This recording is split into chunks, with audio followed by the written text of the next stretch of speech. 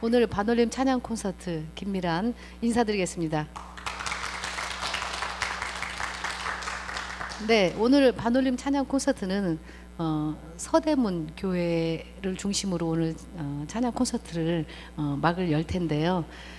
서대문 교회 하니까 생각나는 것이 있습니다. 아버님의 7.4 사건, 서대문 형무소 이야기가 먼저 생각나고, 연대 2대 사건, 교수님들 퇴직하고, 또한 학생들 퇴학당하고, 그리고 아버님께서 감옥에 가신 그러한 것들이 생각이 나는데요. 오늘 서대문 교회를 중심으로 정확한 그 서대문 형무소에서 일어났던, 그리고 서대문 교회를 중심으로 어떠한 역사가 있었는지 오늘 첫 번째 우리 방철웅 교회장님 모시고 서대문 교회에 대해서 여러 가지 역사 깊은 이야기를 듣도록 하겠습니다. 먼저 박수로 청해 듣겠습니다. 모시겠습니다. 안녕하세요, 교회장님. 네, 반갑습니다.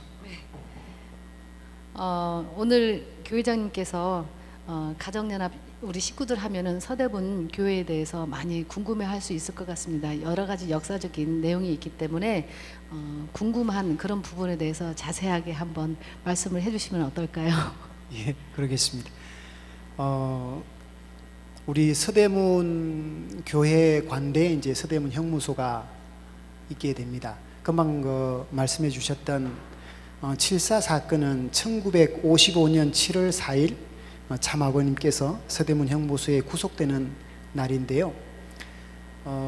1955년 3월 5일 날 5명의 교수분들이 퇴직 처분을 당하고 55년 5월 달에 14명의 이화여대 학생들이 제적 처분을 받게 되는 그 사건을 계기로 통일교에 대한 강경 대응을 하게 됩니다. 그러다가 이제 국가 권력이 개입이 되어서 상당히 강하게 이제 우리 교회를 탄압하게 되는 그 중심에 물론 이제 아버님이 있게 됩니다. 국가의 비호 아래 철저히 내사가 진행되던 가운데 치안국 감찰부에서 특수정보과에서 아버님을 이제 병역법 위반과 불법 감금이라는 이름으로 이제 구속을 하시게 됩니다. 그리고 연이어서 김원필, 유효영, 유효민, 유효원 선생님을 이제 구속하게 되는 사건이 이제 7.4 사건이 되겠습니다. 네, 참 아버님 또 그런 제자분들이 교회 중심이셨을 텐데요. 그럼 감옥에 들어감으로 인해서 통일교에 많은 어려움이 있었을 것으로 짐작이 됩니다. 어떤 어려움이 있었을까요? 아무래도 식구님들이 신앙의 갈등이 있을 수도 있고요. 많은 어려움과 고난이 있었습니다.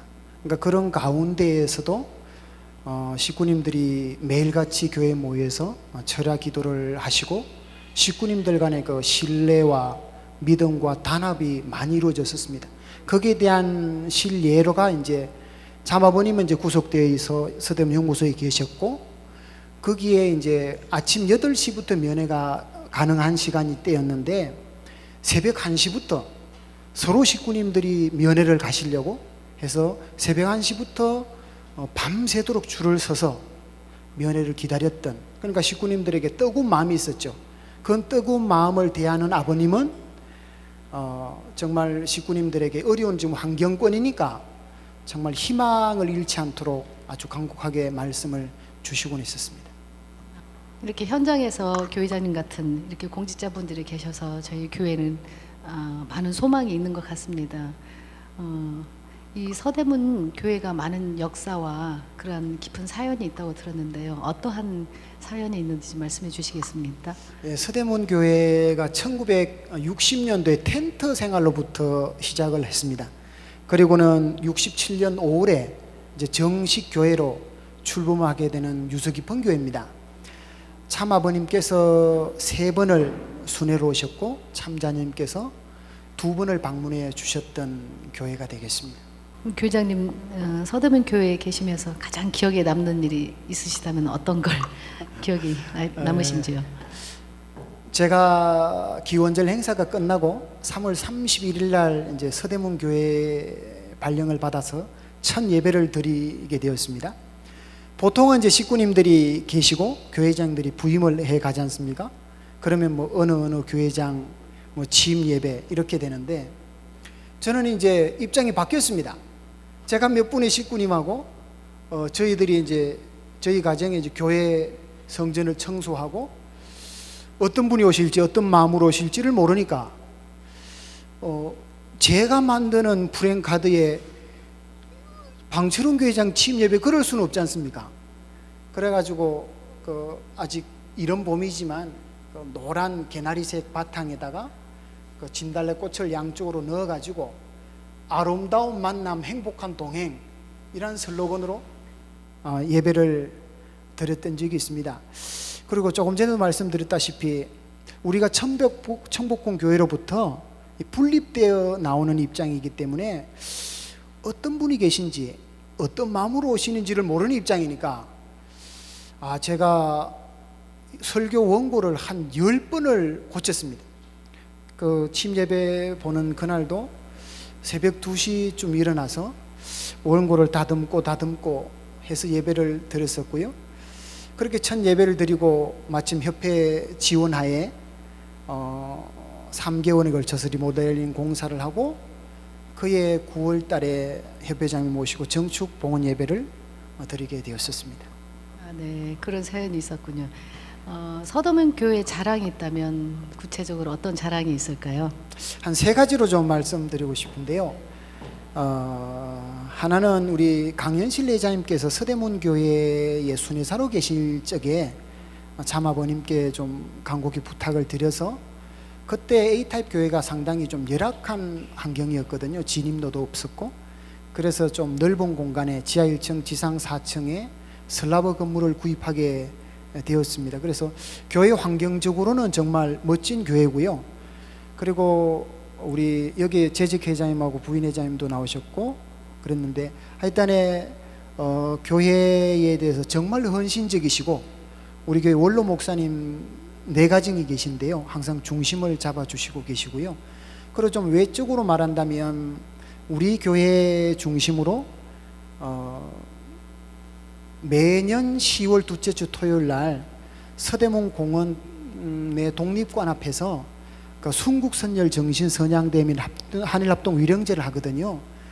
거기에서 작년에 처음으로 15회를 맞이했는데, 작년에 처음으로 국가보훈처에서 국가보조금하고 국가보훈처의 명칭을 사용할 수 있는 그런 허락을 맡았습니다. 아마 세계평화통일가정연합의 주관의 행사로 국가보조금을 받아서 행사는 몇 되지 않다, 그렇게 생각하게 됩니다. 참부모님에 대한 일화가 있으십니까? 그리고 또 제가 듣기로는 참부모님께서 꿈에 나타나셔서 많은 지도를 해주셨다고 들었는데요. 어떠한 부분이 있는지 말씀해 주십시오. 예, 저희는 아무래도 저희 선배님들보다도 부모님을 직접 아련할 수 있는 그런 시기가 많지 않은 세대지 않습니까? 그래서 좀 부모님을 좀 뵙고 싶어 하면 좀 걱정이 되니까, 어리기도 하고 어떻게 될지도 모르고 하니까 좀 꿈에 오셔서 많이 격려해 주시곤 했었고요. 부모님과의 일화라고 한다면 그 여수 섭리가 한창 진행되던 때요. 쌍합 십성일이 선포되고 뿌리조상 시위대회를 할 그쯤에, 그때는 우리 모든 행사가 여수에서 되어졌었거든요. 식구님들을 모시고 여수에 가서 내려드리고 이 청해가든 앞에 바닷가를 이렇게 한번 산책을 이렇게 해 오던 중에 마침 아버님께서 낚시를 마치시고 바지선에서 내리셔서 이제 양쪽에 부축을 받으시면서 그 백사장을 걸어가서 이제 차를 타고 이제 올라가셔야 되는 이제 그런 입장이었는데, 그때 이제 부모님이 오신다고 이제 양쪽으로 식구님이 이렇게 도열해 있었거든요. 그때 사실 아버님을 뵙고 상당히 좀 큰 충격을 받았었습니다. 아버님은 늘 저희들이 봤었을 때는 주로 뭐 행사 위주니까 늘 단정하시고 흐트러짐 하나 없고 대단히 크신 분으로 기억을 했거든요. 근데 그날은 뭐랄까 주름진 면바지에 주름진 면티에 시장에서 산 듯한 운동화에 그리고 이리저리 흩날린 머리카락에 그리고 바닷바람 때문에 참 기름기 하나 없는 그런 얼굴을 보면서 참 어렵게 힘들게 하나님의 섭리를 진행하고 계신다. 그러면서 참 우리 때문에 저렇게 수고를 하시는데 하시면서 참 사랑의 십자가를 지시는 수고를 저렇게 하신다, 그런 생각이 들었었습니다. 그게 좀 부모님과의 관련된 일합니다. 그런 참부모님에 대한 심정적인 공유를 느끼셨군요. 오늘 찬양을 해주실 텐데요. 어떤 찬양을 해주실지 그 곡에 대한 설명 부탁드리겠습니다. 아버님이 26세에 평양으로 가시게 되지 않습니까? 거기서 뭐 이런저런 많은 사건들이 있고 그 가운데 많은 핍박과 조롱을 받게 되는데 거기서 어려우면서 많이 부르셨던 나의 기쁨 나의 소망 되시며 하는 옛날 찬송가 82장, 새로운 찬송가 95장 한번 같이 찬송했으면 좋겠습니다. 아버님께 그거 자주 부르셨던 평양에서 가장 많이 부르셨던 네, 찬송가가 나의 기쁨 나의 소망 되시며라고 그럽니다. 네, 알겠습니다. 오늘 방철훈 교회장님 찬양을 박수로 청해 듣겠습니다.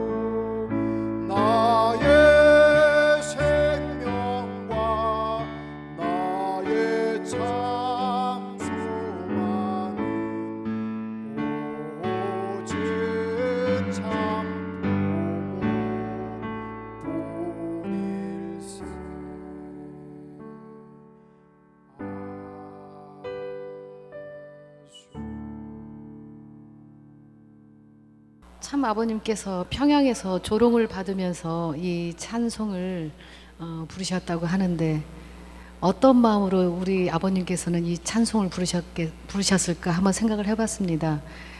교회장님과 함께 우리 식구님들 같이 부르는 모습이 그때 당시에 아버님을 생각하면서 그러한 심정을 느낄 수 있었던 그런 찬송이었던 것 같습니다.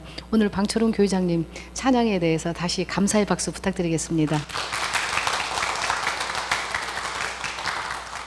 두 번째 우리 식구님을 모셔볼 텐데요. 이번에 모실 분은 강종원 회장님이십니다. 큰 박수로 모시겠습니다.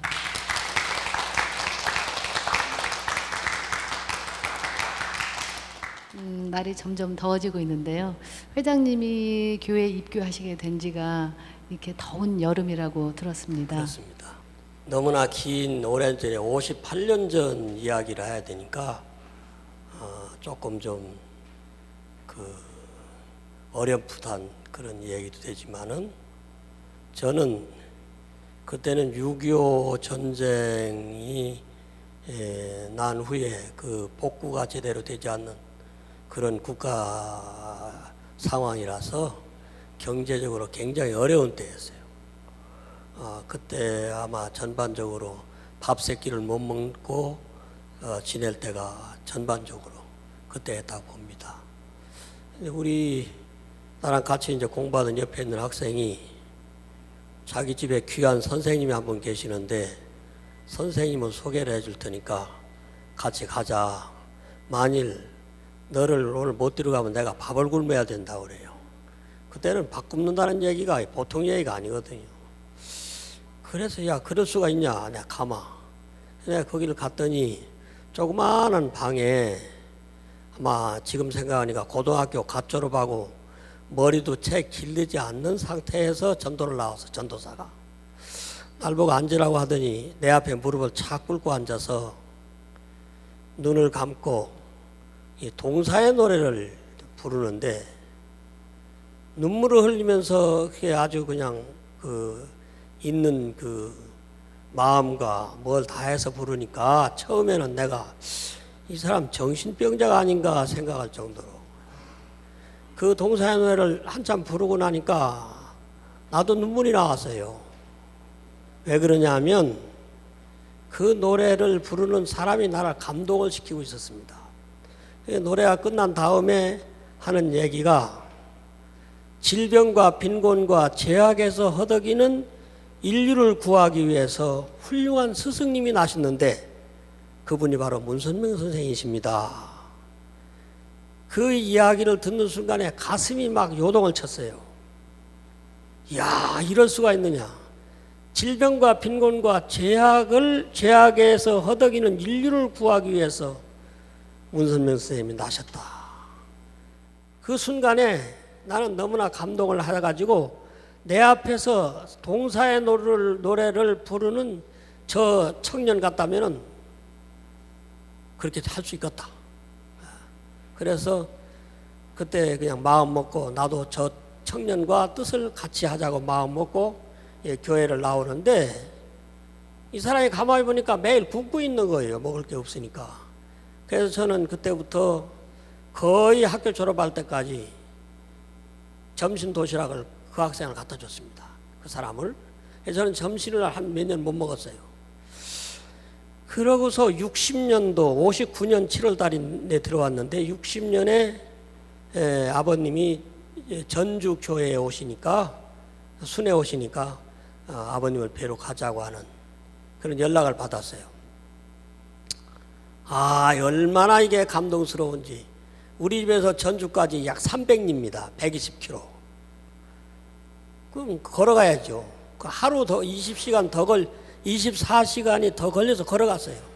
걸어가서 전주교회 가서 부모님을 뵈었는데 그때 61년도니까 정확하게 61년도 5월 달입니다.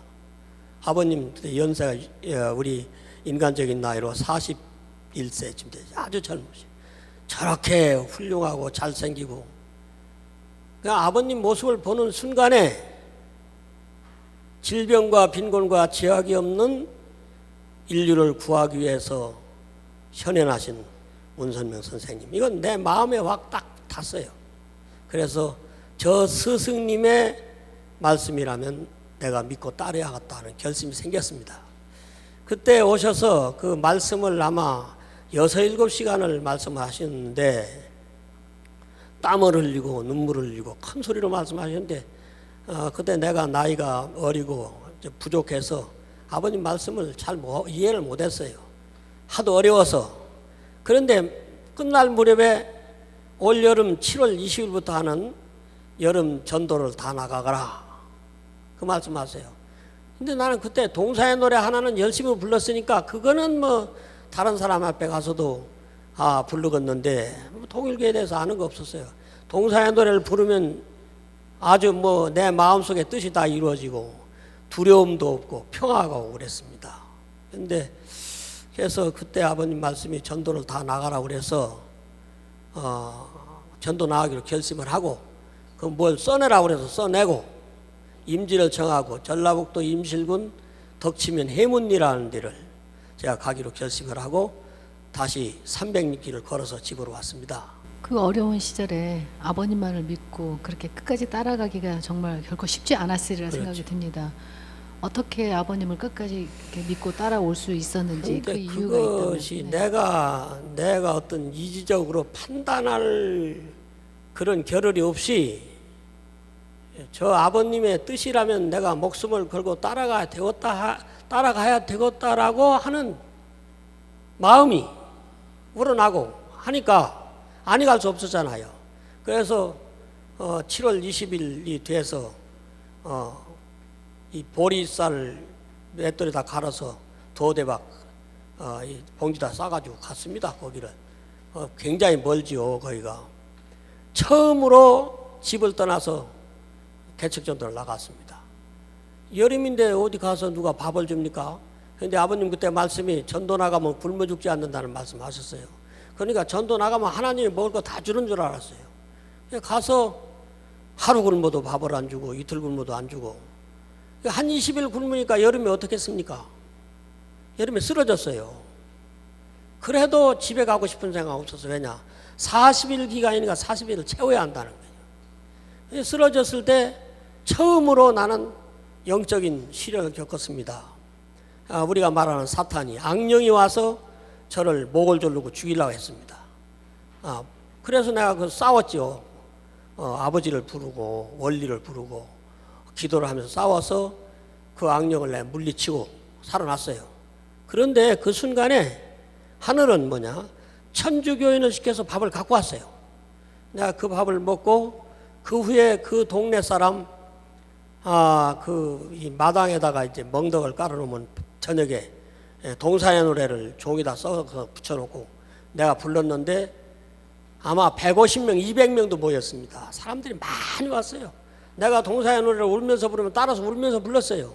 그때 우리 430가정으로 전도된 강종진 씨 또는 설금순 씨 이런 분들은 그때 동산의 노래를 부르는 나한테 전도가 돼가지고 그 사람들도 개척 전도를 나갔다고 그럽니다. 지금도 열심으로 뜻앞에 봉사하고 있습니다. 저희들에게 필요한 말씀을 지금 해주신 것 같고요.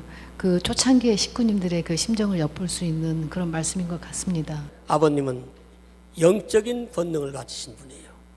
우리가 아버님이 참부모님이죠. 참부모님께서 옛날이나 지금이나 통일교인이든 세상 사람이든 어떤 조건만 맞으면 아버님은 영적으로 다 나타나서 역사를 해주시고 계십니다. 저는 평화대사들한테 아버님을 꿈에 봤다는 사람도 많이 봤습니다.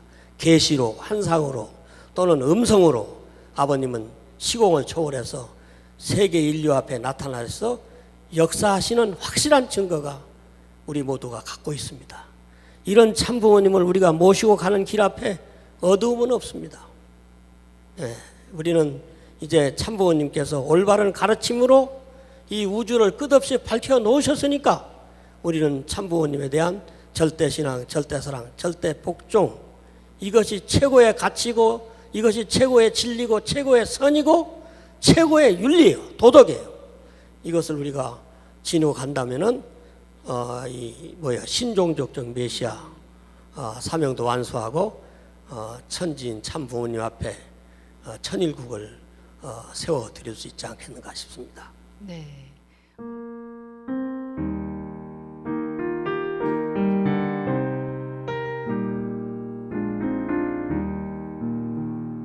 주님 자기 동산에 오셨네 그 좋은 향기 진동에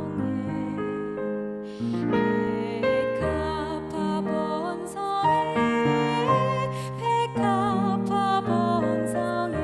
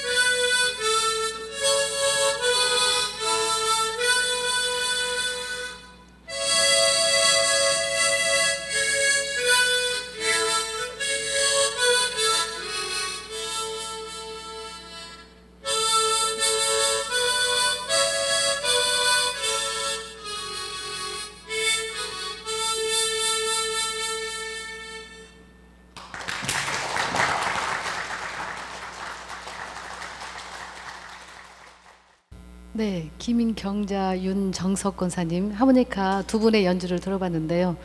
멀리서 보니까 두 분이 너무 닮으셨어요.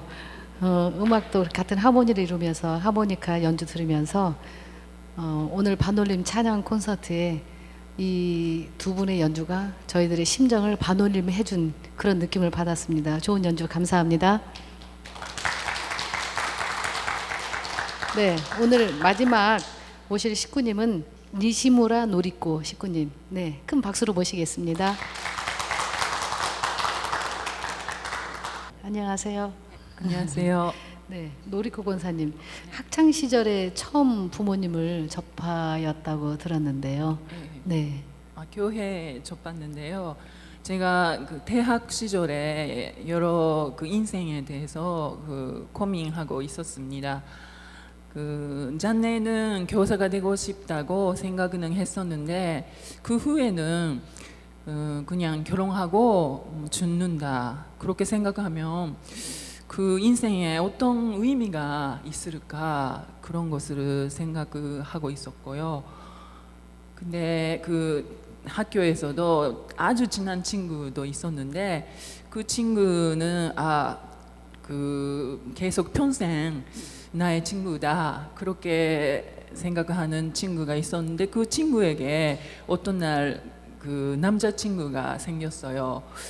그렇게 하다 보니까 그 마음에 고리가 너무 많이 생겨가지고 그렇게 평생 같이 갈 수 있다 모든 것을 나누어서 같이 할 수 있다고 그렇게 생각했었는데 그렇게 돼 버리든가 또는 그 제가 중학생 때 그 아버지가 돌아가셔서 그 어머니랑 둘이로 살았습니다.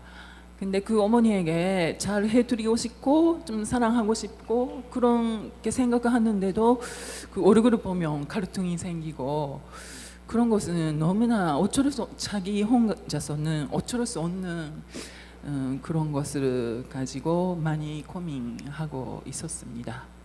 네. 네. 그럼 한국에는 언제 오시게 되었습니까? 네. 네.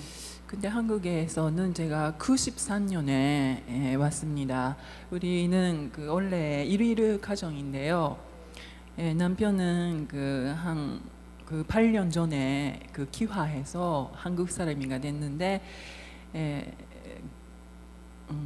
그런 식으로 해서 축복 후에 남편은 한국에서 임시 생활을 하고 저는 그 일본에서 임시 생활을 해서 94년에 아주 왔습니다. 네. 네. 그러면 각자가 한국과 일본에서 임시 생활을 하셨네요. 네. 임시 생활은 어떠셨습니까? 그 임시 생활이라고 하면 가정 출발하기 전에도 그러는데 그 2000년쯤에 그 21일 수련회가 있었어요. 21일 수련회가 있었는데 그때 체일복귀해서 또 자기 임지를 맡았는데 제가 전북 진안을 내었습니다. 근데 그때 제가 그 남편과 큰애를 서울에 남기고 또 둘째하고 셋째를 데리고 갔는데요. 그 진앙에 데리고 갔는데 그때 생각이 납니다. 그때는 그 교회에서 생활을 했는데요. 교회자님도 계셨고 그래서 제가 처음으로 그 한국 사람과 같이 살게 된 거죠. 한국에 와서 한국 사람들과 지내보니 한국 사람들은 어떻습니까? 네. 그러니까 그 교회도 식구 가까이에 식구님 많이 살고 계셨으니까 자주 오시고 교회자님 물론이고 많은 정을 많이 받았습니다. 근데 일위를 가졌다 보니까 교회 식구님도 그렇고 많이 관심을 가져주시고 또 그 지역 살고 있는 지역에서도 많은 사람을 그 많은 정보를 주셨습니다. 어떤 빌라에 살고 있었는데 그 위층에 살고 계시는 할머니가 그 자주 그 밥 먹으러 오라고 그렇게 하신 거예요. 자주 뭐 매일처럼. 근데 우리가 그 안 가면 가지고 오시고 먹으라고 그렇게 하시면서 잘 해주셨습니다. 네, 한국에 와서 좋은 인연으로 한국 사람들과 이렇게 잘 지낸다고 하니까 제가 마음이 되게 뿌듯한 생각이 듭니다. 우리 노리코 권사님은 참부모님 생각하면 어떠한 심정이 드시는지요? 예, 그 역시 부모의 심정을 그거 생각합니다. 그 부모가 아이를 사랑하는 그런 심정. 그러니까 어떤 일이 있더라도 무조건 사랑해 주시고 또는 기다려 주시는 그런 심정 생각을 많이 합니다. 네, 부모의 심정을 많이 느끼시는군요. 오늘 들려주실 찬양곡은 어떤 곡인지요? 네, 제가 그 교회에 처음으로 왔을 때 그 세미나에 나가라고 하셔서 세미나에 나가는데 거기에서는 그 하나님이 얘기를 많이 해요. 많이 하고 또 그 새 에덴의 노래 그거 뭐 자주 부르는데 거기에 그 참 아버님의 아본성을 따르는 참 아들 딸이 되어지고 그런 가사가 나오는데 그거 저도 그렇게 되고 싶다 그런 마음으로 생기고 그 노래를 할 때마다 계속 그 자기도 모르게 많이 울었던 생각 납니다.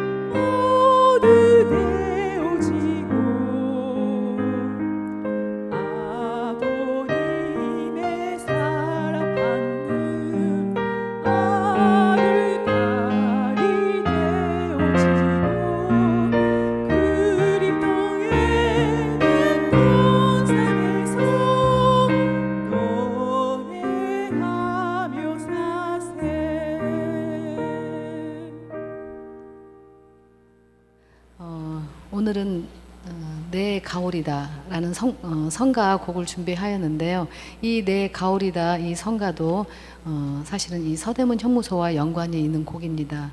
7.4 사건을 계기로 해서 두 곡의 성가가 나오게 됩니다. 첫 번째 곡은 유효원 협회장님의 고난과 새 생명이란 곡이 있고요. 지금 이 내 가오리다는 황한채 선생님 여러분 다 알고 계시죠? 아버님이 감옥에 계실 때 청년 식구들과 함께 합숙 철야 기도를 하셨습니다. 거기에서 작사하시고 또 곡을 붙여서 아버님께서 출감을 하시자마자 바로 참 부모님 앞에서 불러 이 노래를 올렸다고 합니다. 이런 암울한 상황 속에서도 나는 죽는 날까지 이 신앙을 지키고 전파시키기 위해 목숨을 바치고 싸워 나가겠다는 그런 결의로서 지은 노래입니다. 이 황한채 우리 그 회장님은 아주 신앙이 굉장히 깊은 그리고 원리 원칙적인 그런 분이셨습니다. 그분께서 아버님을 생각하면서 영원히 변치 않는 마음으로 우리는 끝까지 하늘 길을 가겠다 그런 결의로 참부모님 앞에서 부르셨던 곡이었습니다. 내 가오리다 불러보도록 하겠습니다.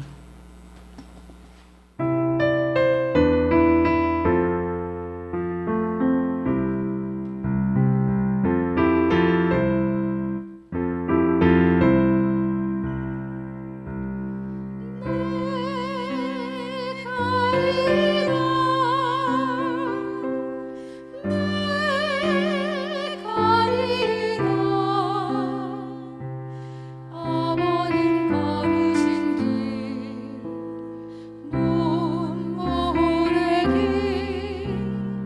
외로운 골짜기 쓸쓸한 들판 첩첩히 걸어놓인 험한 뒷만을 바라보고 내 가리다 가리다 뒷만을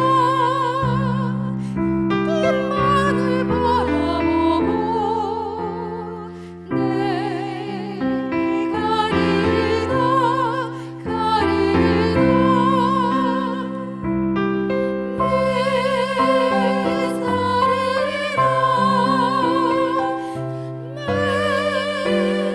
내 가리다 아버님 택하신 길 가시란 길 광명을 위하여 견디고 참아 승리의 월계관을 얻는 그길 온마음 나와줘서 따르리라 따르리라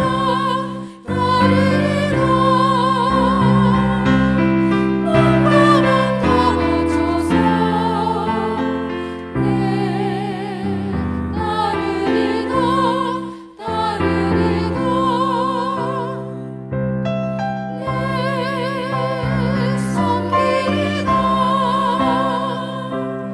내 섬기리라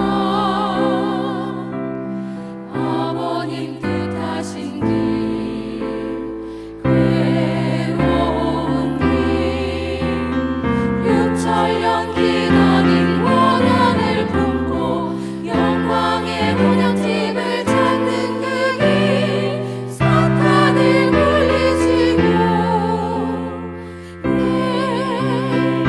섬기리라 섬기리라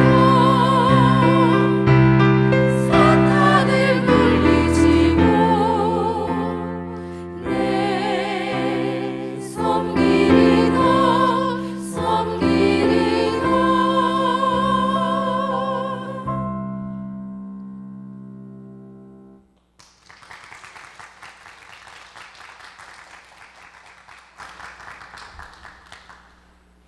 네, 오늘은 서대문 교회를 통해서 이 서대문 교회는 아버님의 역사가 있었던 이 7.4 사건으로 해서 사실 그때 당시 식구님들은 많이 어려웠을 것이고 아버님도 정말 쉽지 않은 길이었을 것을 저희들은 짐작을 해봅니다.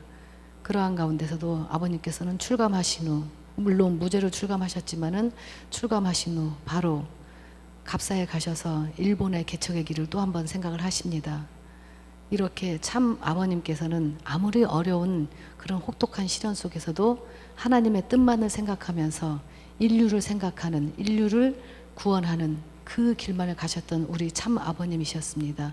오늘 서대문 형무소 그러한 노정을 통하여서 오늘 식구님들과 참 부모님에 대해서 다시 한번 그러한 아버님의 고난길 속에서 우리들이 이렇게 하나님을 만날 수 있고 그 사랑 속에서 하나님을 체험할 수 있는 그 길을 열어주신 참 아버님, 참 부모님 진심으로 감사드립니다. 감사의 박수 우리 참 부모님께 올리겠습니다.